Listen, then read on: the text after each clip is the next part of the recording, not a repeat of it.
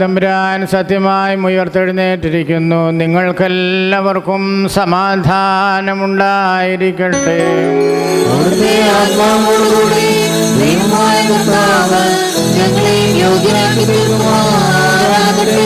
Evangelion Gadisod Moranis Mesios Barsomenus Omen Marcos Abarono Dam Sabar Hai Purko Nololmo